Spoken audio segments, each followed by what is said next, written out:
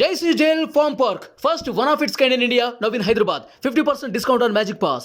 CM Jagan పై రాళ్లదాడి ఘటనపైన ప్రధాని నరేంద్ర మోడీ, టీడీపీ అధినేత చంద్రబాబు సహా ఇతర పార్టీల నేతలు స్పందించారు.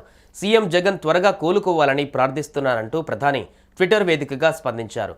మరోవైపు తమిళనాడు సీఎం స్టాలిన్, ఏపీ కాంగ్రెస్ అధినేత్రి వైఎస్ షర్మిల, తెలంగాణ మాజీ మంత్రి కేటీఆర్ తదితరులు దాడిని ఖండించారు.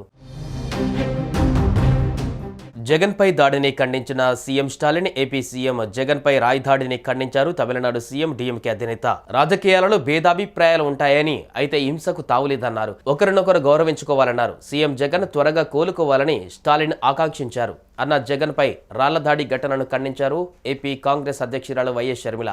ఎన్నికల ప్రచారంలో భాగంగా సీఎం జగన్మోహన్ రెడ్డి పైన దాడి జరిగి ఎడమ కంటిపైన గాయం కావడం బాధాకరం, దురదృష్టకరం.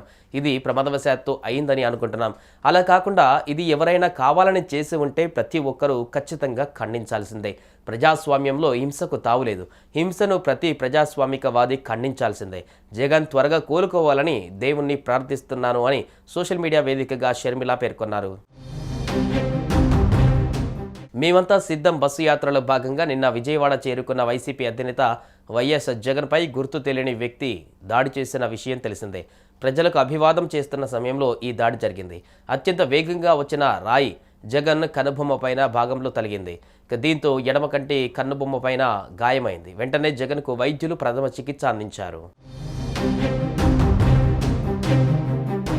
సుమన్ టీవీలో మీ పర్సనల్ అండ్ బిజినెస్ ప్రమోషన్స్ కోసం కింది నెంబర్కి కాంటాక్ట్ చేయండి.